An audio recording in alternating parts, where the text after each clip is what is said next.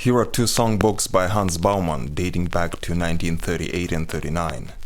I want and will now talk about them because I believe they can help the music publishers, the music typeface designers, and people who deal with graphic music reproduction to improve the way they approach, they see and reproduce musical notation symbols. I do not intend to focus too much on the entertaining contents of these strange books, as these are collections of military or patriotic songs, which very easily can and most probably shall be classified as Nazi ones. But what interests me here is that they belong to a few editions in which we can witness the musical notation hand-copied by Hermann Zapf. He was one of the most prominent type designers and calligraphers of the 20th century, and music type appeared among his works as well.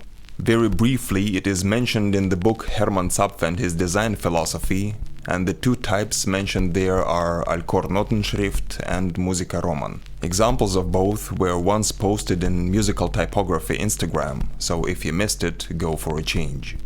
Following the good manners, I note that this video is made with the kind support of my patrons on patreon.com/Terentiev, and you are encouraged to join their ranks today. Now let's go.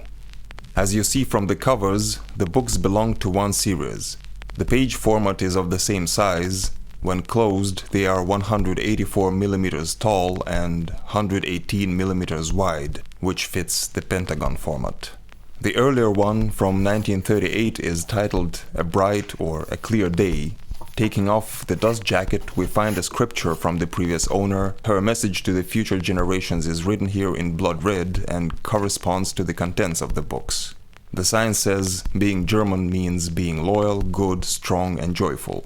I say thank you for your interesting opinion. To have a closer look, I'll use a magnifying glass and another camera. The first pages are modest title pages with the name of the author, joyful titles, and the publisher, Ludwig Voggenreiter Publishing Company in Potsdam. Achte Auflage means the 8th edition of the songbook. Seems like the songs were a success.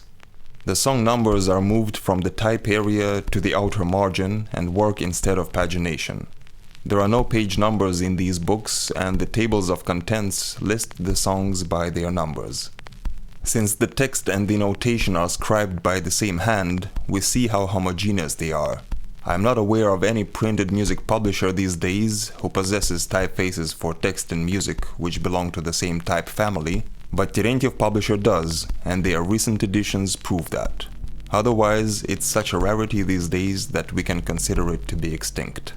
Now let's go through the symbols. I'll show a selection as changing slides and will sometimes remain silent, commenting only when useful or necessary. Otherwise, I believe the beautiful build of the following figures will be obvious to you. It is known that the usual shape of the G clef derives from the letter G, and in here Hermann Zapf comes to a reasonable solution to just use the letter G instead of its complicated clef versions. Additionally, he puts two dots above and below the second stave line, following the similar logic of the bass clef, which we unfortunately won't find in these books.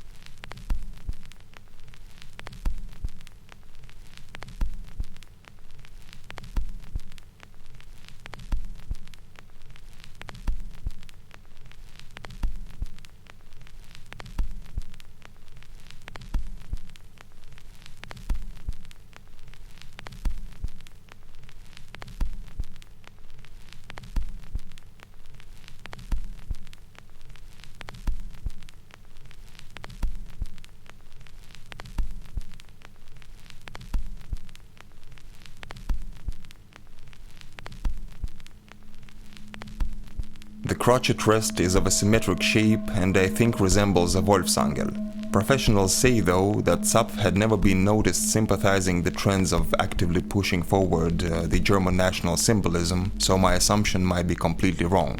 Or maybe the idea of symmetry came to Zapf because he had seen an older French symbol of the same rest, which consisted of two mirrored quaver rests. Well, nothing more than just another assumption.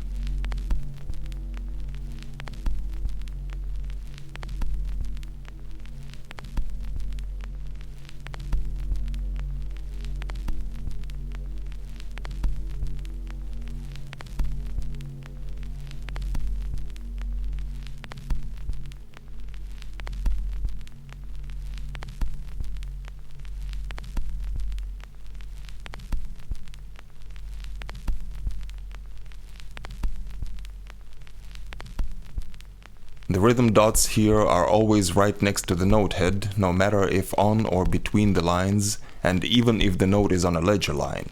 Though uncommon, this size and the rhombus or diamond shape serves well to the clarity of the idea, and does not disturb even though it goes strictly against the rules.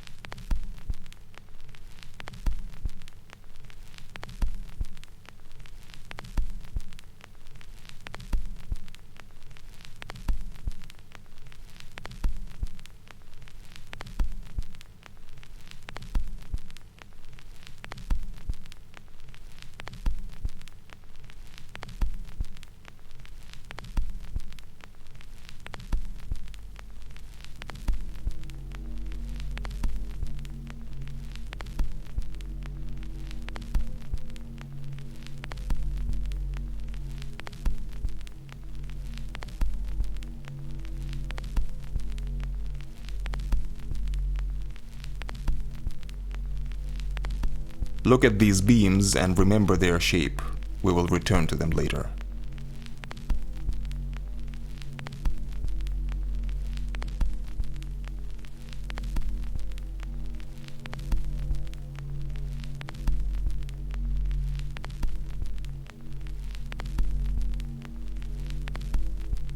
Here, my colleague Pyotr Trubinov, who is a master of music engraving, pointed out that the flags are built like the beams and have the same morphology.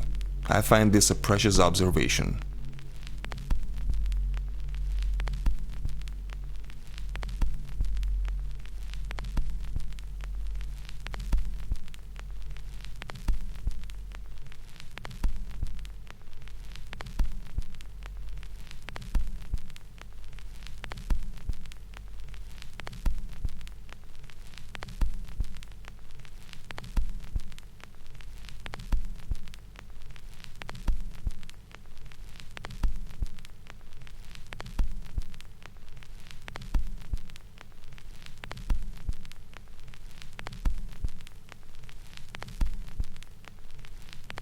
The single bar lines go a little beyond the stave.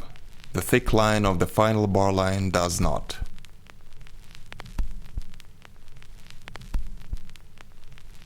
The ledger lines vary in thickness, and sometimes they're the same as the stave lines, which is questionable. Sometimes they're also closer to the stave than shall be, but such a mistake is so common in handwriting that we can consider it to be a norm. In the later book, the ledger lines do not go through white note heads, and I find it very elegant.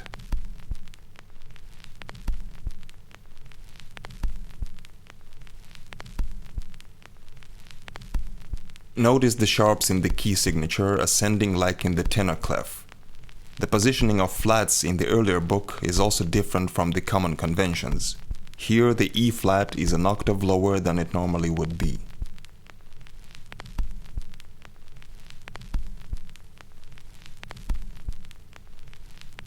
The time signature is indicated in an uncommon way by only the numerator without a denominator.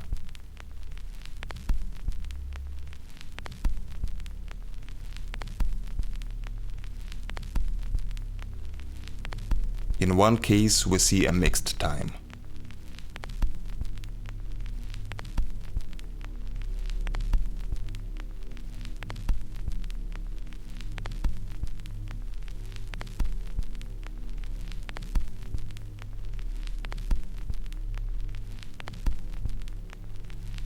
We do not expect to see any braces or curly brackets here because it is solo music, but Zapf uses here a thick single bar line which does not exist as far as I know, but which I think balances the look of the reading piece, especially because most of the staves anyhow start with a thin bar line without the normally following clef and key signature. And with this thick line, the first stave intuitively seems correct and complete.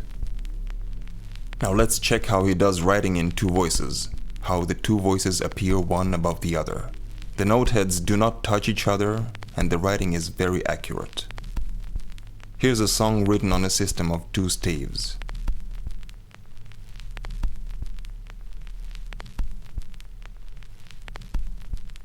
Written, or better say scribed, by Hermann Zapf in Haus, Fürsteneck in Frankfurt in 1938 and 39. He was only 20 when he scribed these books, and couldn't know that the Royal Air Forces will bomb this house to the ground 6 years later. In the end, I repeat that becoming a patron on patreon.com/Terentiev will be your best feedback to this video. Patreon subscribers have access to the source materials which I use, and have a chance to participate in creation of further videos. Also check the goals section there and support me in reaching those goals. And of course, say what you think of what you've just seen in this video in the comments. Thank you.